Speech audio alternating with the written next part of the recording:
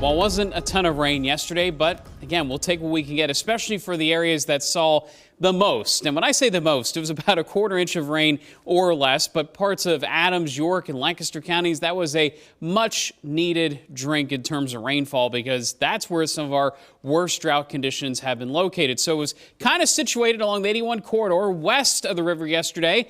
There was some periods of sunshine even into the late morning, at least, peaks of sun.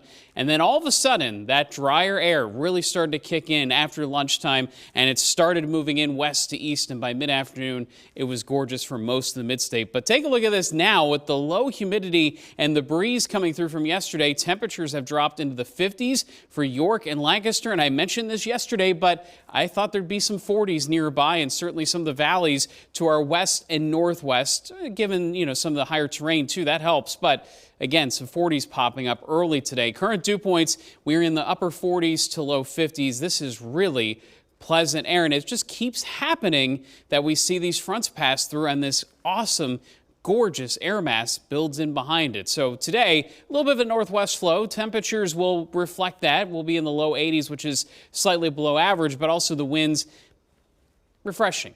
It may be cool at times, but I'm going to say it's a pretty comfortable day overall. And again, nice recovery. Yesterday, 79 degrees for a high.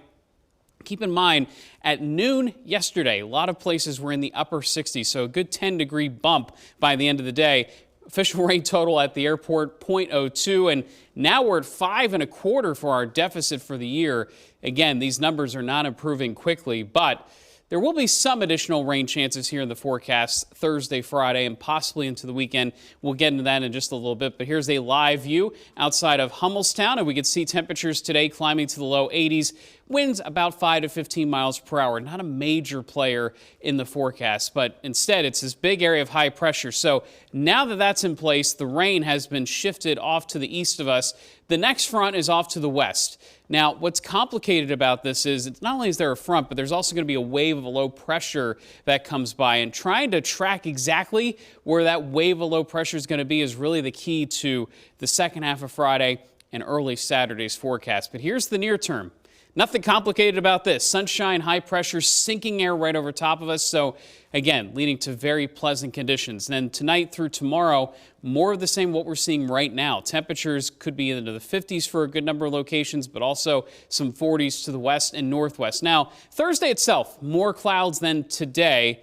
But notice very sporadic or random showers and storms. There is no guarantee here Thursday or even Friday for that matter that we will see showers and storms locally. This kind of blows things up a little bit more Thursday night. I'm not sure I totally buy that based on trends, but here's additional clouds into Friday too. Now Friday during the day is mainly dry, not much going on, but here comes that little wave of low pressure late Friday into early Saturday morning. The question is how much of that rain actually moves into our region. Some models say, okay, we could get maybe a quick inch of rain overnight. Others say not so much. So we will continue to track any trends with that as we get closer. In the near term, though, as I mentioned, the winds today, 5 to 15 miles per hour, not an overly huge part of the forecast.